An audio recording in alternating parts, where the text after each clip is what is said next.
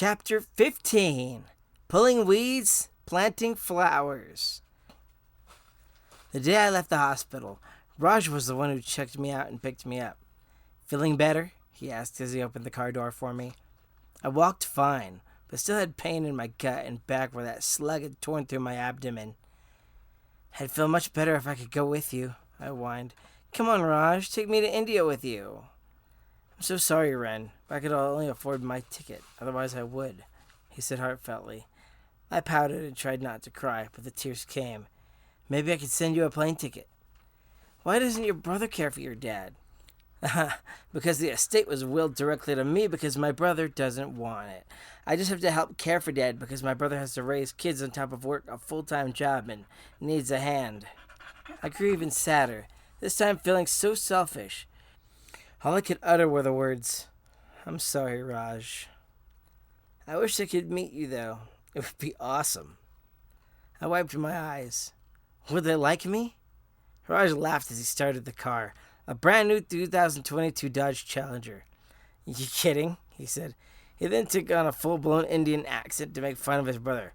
"Are you serious, Rajesh? Bringing an American girl to India? Take her back to the land of the rising sun?" I burst out laughing.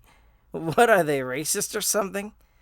"It's India," he said. "My dad's like 80. Of course he's racist. My brother stayed in India and had an arranged marriage to a woman he can't stand. It's the most toxic marriage on the face of the earth." When we stopped by my old apartment, I saw that everything was packed up for me. I did one last take of the complex in Greg's apartment building. I wondered if all of those super rare video games were still in there and salivated at the thought of raiding his apartment in one last act of retroactive vengeance for nearly murdering me. Buchanan approached me with the key. He nodded. "Heard you got shot by your boyfriend." "That's not what happened," I began to correct him. "Sorry, I meant girlfriend. It's 2022 after all. Better get with the times." Still dumb as a rock, but as sweet as a sugar cube. I was at a loss for words and just shook my head. He unlocked the apartment and let me enter. "You still have some furniture in here. Want to take it with you? If not, I'll sell it."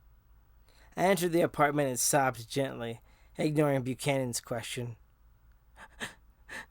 "Goodbye, desk." I looked up at the kitchen and the little whiteboard I stuck by the fridge, which I took off the wall and stuck in my messenger bag. I went into the bedroom where my bed and dresser were, and then to the bathroom. I closed the door from inside to hear that familiar whack, the sound that was a staple of my time in this dump, and possibly the sound I would miss the most. The door hitting the cabinet door. I did it again and again and cried after about 6 times, going to my bed and collapsing dramatically onto it. Raj walked up to Buchanan as I did my final tour and asked him, "Was she a good tenant?" "One of my finest," he returned. "Only one complaint about a cat from her neighbor, the guy who went to jail next door." "So that's how you found out about my channel," I exclaimed, overhearing them. "Yeah, he showed me the day I told you to get rid of it." I paused and pointed. "You think I could slip into his apartment? I left something important in there." Buchanan pulled out Greg's apartment key. "I guess so. Technically it's a crime scene, but I guess since the cops ain't around, it's okay." I wasted little time in going inside and poring over his video game collection, taking all those rare and expensive copies of video games that were all in his shelves. I dumped armfuls of video games into my huge bag. He even had a mint copy of The Legend of Zelda on Nintendo, factory sealed and everything. Mine. All mine. Suck it, Greg. Suck it hard. On the ride to my mom and dad's house, Raj held my hand. A song played during the drive, a cover of Cats in the Cradle performed by Ugly Kid Joe, and it made me cry harder. When the car finally stopped, Raj parked on the opposite side of the street from my parents' house. He opened the door for me, and I started crossing the street alone. "You're going the wrong way, Rambo," Raj called. I turned in the middle of the road and stared in confusion at him. I furrowed my brow in confusion. "What do you mean I'm going the wrong way?" "You heard me." I chortled and stood sassily with my left fist on my hip. Pretty sure I know where my own mother lives, I returned whilst rolling my eyes. Though Raj had a coy smile and I had the utmost love for him, he was beginning to piss me off. He held up a set of keys and stood aside so I could see the house behind him. It was a one-story, two-bedroom, one-bathroom house with a red brick exterior, a wide porch with a sealed wood floor that had a matching wooden bench on it, and white window frames. Tall flowers of varying species lined the sidewalk and porch, and tall, scary-looking cacti grew under every single window, as if to deter intruders from daring to enter them. "You're shitting me, Rajesh." He tossed me the keys after a moment's hesitation, and they practically flew into my right palm. I skipped to the front door and tried a silver key that resembled my old apartment key. It worked, and the door opened to a dark living room with gorgeous hardwood floors, polished to an almost mirror sheen. The walls were a light peach color that was easy on the eyes and absolutely gorgeous to look at. There was some furniture in here also, namely a cute dark green love seat, a dining table that could seat four consisting of slender black metal legs with a wooden top, with chairs to match, and a 32-inch TV hanging on the wall across from the couch. I entered cautiously, my sneakers thumping lightly on the ground with each step. Then the scent of chocolate cake stole my attention. I turned to the kitchen instinctively, which was to the left of the living room, and was separated by a doorless doorway. I entered the darkened room and swatted at the walls by the door in an attempt to turn on the light switch that just had to be there, somewhere. The light came on and I saw 5 people standing there, 4 of which I would say I was pretty well acquainted with. "Surprise!" Raj, my parents, Dr. Howard, Lupita, and her girlfriend exclaimed. I was awestruck and tried not to get too emotional, but couldn't help it. Lupita ran up and hugged me. "So good to see you again, Chopstick." "You too, Lucha," I said, crying on her shoulder. She opened the hug and turned to the girl she brought with her, someone her equal size and height, wearing black biker boots, leggings, plaid skirt, white shirt with the sleeves rolled up, and a bow tie shaped like a bat, like the animal bat. Her hair was cut like a pixie, and she was loaded with tattoos, and had each eyebrow and her septum pierced. "This is my date. Huge fan of yours and my channel. Her name is Susie Brown." "Sup?" Susie said flatly in a Valley Girl drawl. She turned to Lupita. "This sucks. I'm gonna have smoke." As soon as she left, Lupita approached me. "I meant to say future ex." "I love her," I gasped as I watched Susie walk out. To me, she was as real as they came and had the mindset of hating everyone 24/7. "So unconditional hate is possible. Please don't turn into her, mija," Lupita begged me. "I will so kill you for reals." My parents approached and hugged me tightly. It was a sweet moment until Mom ruined it as usual. "Welcome home, baby. We bought the house across the street and we're planning to rent it to a complete stranger. But when we heard you lost your apartment, we figured we'd rent it out to you." "Mom!" I cried. "Aren't gifts supposed to be free?" "That's Clovis for you," Dr. Howard said and approached me. I gave him his first hug from me and upon pulling away, smiled. "My diagnosis is that you're on your way to being cured." I blew a raspberry. "You need your license revoked, Dr. Howe. That whole Greg ordeal proved I was right all along." Everyone stood in a tight little group while I crossed my arms. "Whatever do you mean?" Dad asked, smiling to hide his hurt. "No offense to anyone, but I'm not going to pretend I'm a people person now that I have a house." I looked at Mom. "A house I'm bound to pay for, no less." "Rent is the same as your apartment, and all utilities are paid," Mom cheerily proclaimed. I wrung my hands. "Thank you. Don't get me wrong, I am grateful. Very, very grateful for this house, the gesture of you all being here to show it to me. And do I smell cake? I baked you a double cherry devil scooped cake," Mom said and turned it to the counter to retrieve it. "Look," I stated in an angstier tone, "I love all of you, but I hate being around all of you, except Raj and Lupita.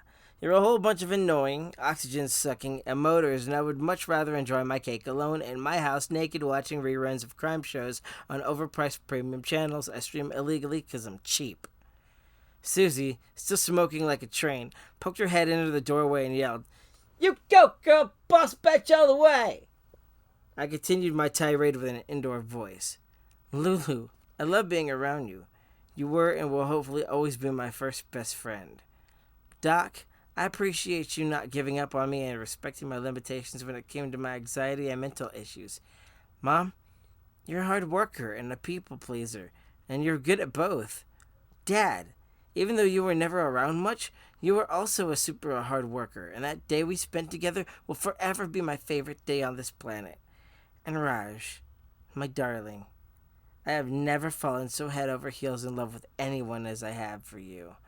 You're the sweetest, most honest, and gorgeous man I've ever met. And you make me just want to tear your clothes off and ravage you every time I lay eyes on you. Ren! My mom gasped. I ignored Mom and continued. I'm thankful for all of you being in my life to the utmost degree. But I'm not happy you're all together in my house expecting me to play housewarming host to you all. Please leave, and I'll see all of you on a case-by-case basis. They stared in abject shock until an 80s-style slow clap started with Susie walking back into the house. Everyone joined in, and I was given a loud, triumphant applause. They finished up their applause after about a minute, the longest minute of my life, and left the house single file. I grabbed Rajesh by the wrist and yanked him back. Not you. You're getting a going-away present, mister, and you better be naked by the time I get in there. Yes, ma'am, he said with a playful salute and marched towards the master bedroom. Susie approached me and wrapped her arms around my shoulders and gave me the longest, wettest kiss a girl has ever given me. I awkwardly pursed my lips as her own thick, full lips made out with my shut mouth, the smell of spearmint and nicotine making me want to gag.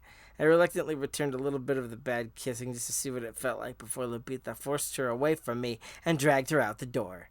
As they left, Susie yelled out, Call me and let's hang out sometime. Lulu has my number. To which I muttered to myself that I would rather not. That was the worst kiss ever, and now all I smelled was peppermint in an ashtray.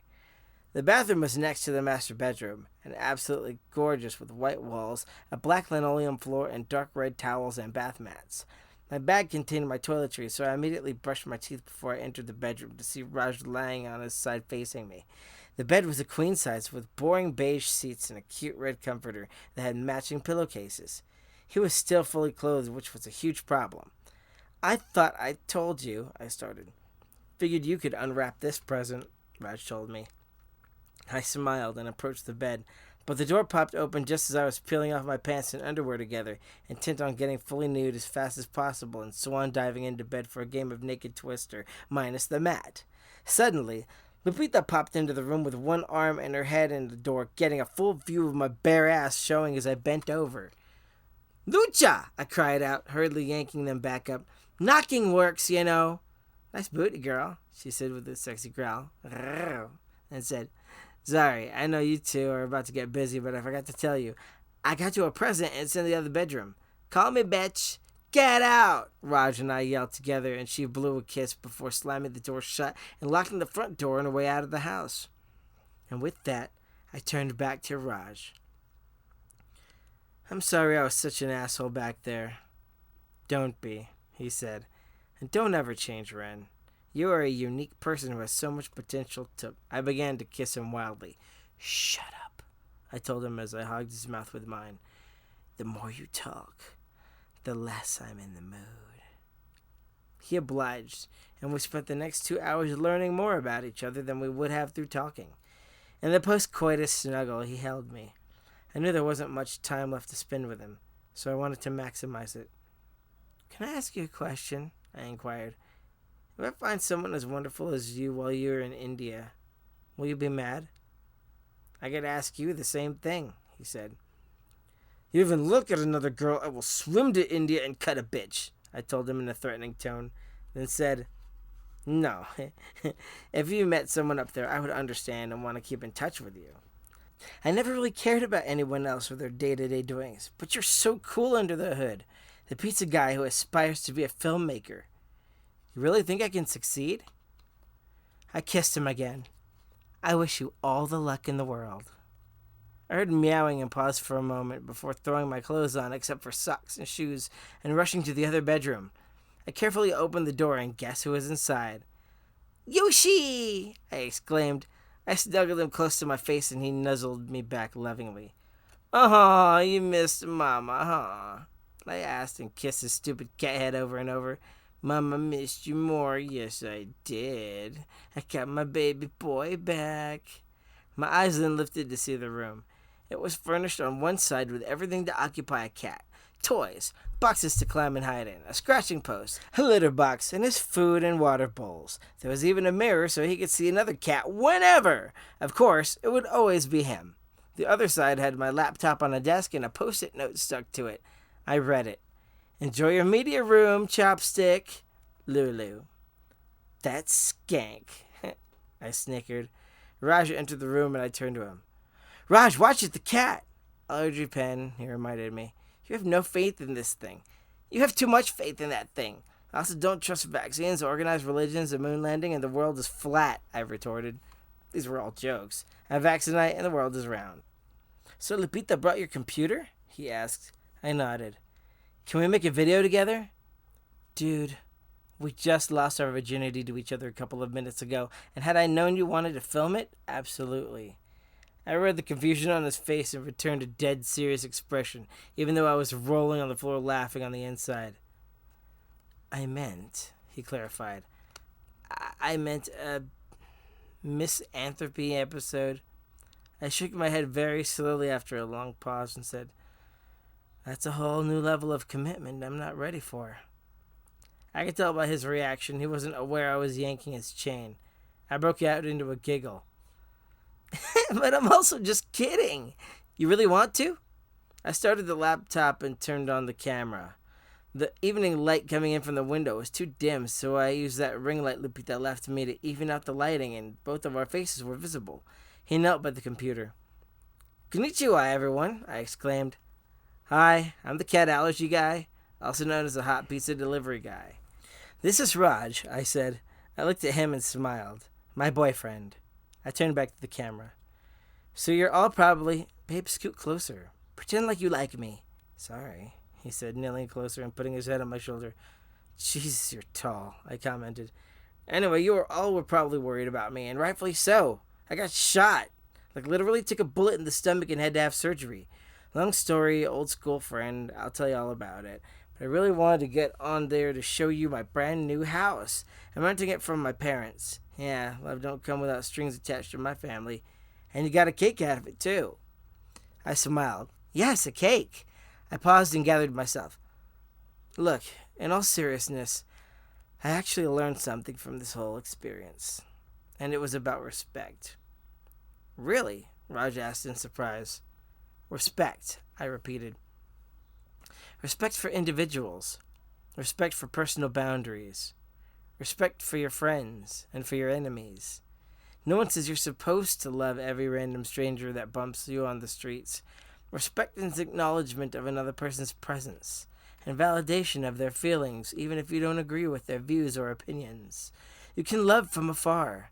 You can hate without confrontation. You can just keep your mouth shut and smile. When you encounter a weed, pull it out and plant 2 flowers. Life is too short for hatred, and it's too long for guilt. Damn, that's deep, Raj commented. That's what she said, swoosh, I called out in a deep voice like a sports fan before returning to my normal voice. Sorry, folks, I had a great day. We lost our virginity to each other like an hour ago. Really, you're going to share that with the world? Raj asked me with a smile. If it's with you, why wouldn't I brag? I asked loudly. I mean, look at this man. Look at him. A priceless specimen of the human race that should probably be cloned and dispersed to every state. Limit 1 per county. Raj nodded in acknowledgement and blushed. Whatever gets you views, I guess. I love you all. Just do me this favor. If you can't love one another, at least try to respect one another. Then maybe we can live in true peace, and love will find a way in. But please do me a favor. If you're a fan and you see me out in the street or wherever, stay the hell away from me or I'll punch you in the face. You don't approach me, it is I who will approach you. Arigato. Ren out. The rest of the night, Raj shared the cake with me. We spoke of all the things we're going to do in the upcoming days and excitedly talked about our goals. At some point, Raj and I fell asleep on the couch together, and when I woke up, I didn't want him to leave. However, I did give him a going-away present before he left for the airport. I blew him a long kiss goodbye. So what's going on with me now? Well, it's been a year, and Raj is still in India but now has a job in the Bollywood film industry as a screenwriter and around-the-clock idea machine. I'm still technically single and have stayed abstinent for the most part since he left. I quit my job as a receptionist shortly after I got my house because my subscriber count hit 30,000 and I was able to be monetized on Action and make a decent living on it. And as for Lupita, she dumped Susie a week after the housewarming and got married to a Native American dude named Steve Martinez in the following few weeks, who claims his birth name is Black Raven. They're expecting a set of twin girls in 2 months. Good for her. As for Greg, he was released from jail and moved to New York City. He's tried to reach out to me and apologize, but I have blocked him on everything and set up a restraining order. In the meantime, it's just Yoshi and me making videos, sipping coffee, eating junk food, and avoiding people. My dad still comes over whenever, and Mom thinks that blowing up my phone is an appropriate way to show love. Parents, am I right? I suppose I was right and wrong. I was right to express myself and tell the world my intention, rather than to hide it and pretend I was a people person. But I was wrong in assuming everyone was bad. My brain doesn't know the difference between a nice stranger and a person who wants something in return, and I haven't changed in that regard. I don't hold the door open for people. I cut in line at restaurants. I sit away from people, and when approached with petty conversation, I ignore them completely. However, despite pulling that one weed, I definitely make sure to plant 2 flowers. I help deliver food to and give extra clothing and blankets to the homeless. I donate money, anonymously, to hospitals and organizations that I feel help the community. I give blood once a month. And once in a while, I am invited to Mrs. Appleby's classroom as a sort of guest of honor and read books to those kids before giving each one of them all a free copy of that book to take home to learn to read. Do I expect anything in return? Nope. Do I get anything out of it? Absolutely. I get to see someone smile. To see a wave of relief and delight on someone's face is oddly warm. It's very satisfying. I only wish I could make you smile with this story I told, and hopefully one day you'll be a happiness vendor who takes smiles as payment and nothing more. Arigato. Ren out. The end. Hello everyone out there. This is the author of the story as well as the narrator, LJ Ruiz. I appreciate you listening this far. If you're hearing this, that means that you made it through the entire story, and that means a lot to me. Thank you so much. I hope that you enjoyed Misanthropy. It's my favorite story that I've written so far, and the most contemporary story I've written so far. So thank you so much for dropping by and checking out the video and stuff like that. There will be more audiobooks, but please let me know in the comments below what was your favorite part of the story. I'd like your feedback because it lets me know what to improve upon and what should go. You know, that sort of advice can help me in the long run. So if you feel like constructive criticism, by all means, shoot it off in the comments below. And thank you so much for joining me. I had so much fun reading this. This has really been a pleasure, honestly. Thank you for giving me the opportunity. Appreciate it, you guys. I didn't even care if you bought the book. I really just wanted to make sure that people heard the story because I thought it was that good of a story. You know, I'm not tooting my own horn or anything like that. Just straight up honestly think that, you know, this is an interesting tale. And I thought it was funny. I went into this story saying, you know what, it's going to tell a story, but it's also going to be funny.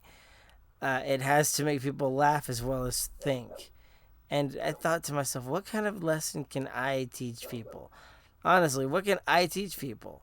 And I kind of thought to me and my wife's situation. She's got this YouTube channel that exploded overnight, and we're both introverts. And I thought, what would it be like if a person who is introverted to a fault, a misanthropist, if you will, had a channel that went viral and then suddenly was thrust into all sorts of social situations that they didn't know how to handle.